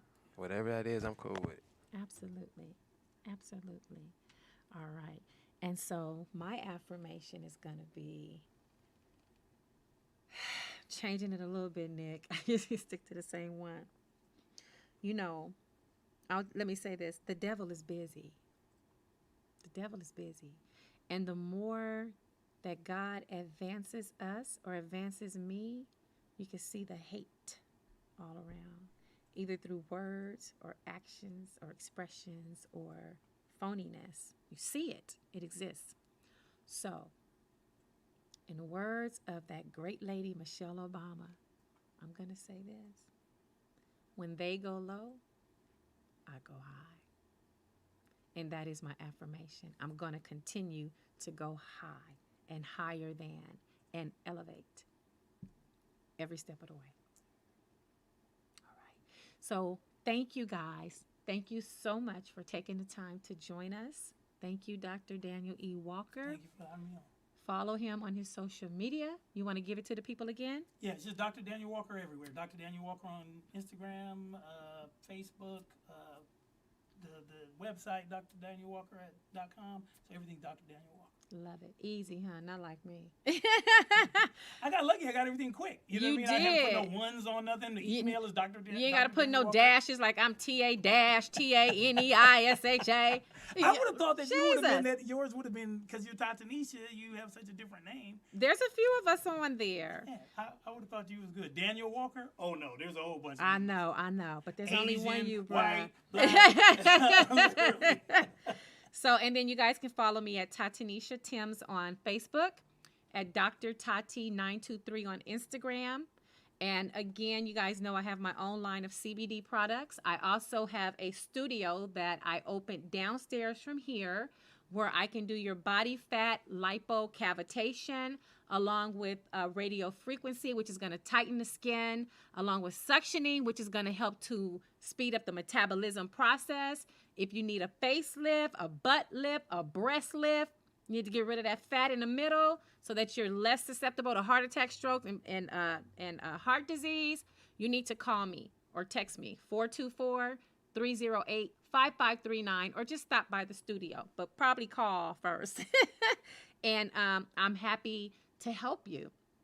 Also, detoxing the body. It detoxes the body. And then, of course, TLC, Total Life Changes. I am still a distributor with them. I can help get that old feces up out your body because the teas cleanses the intestines from the top through the middle and the bottom.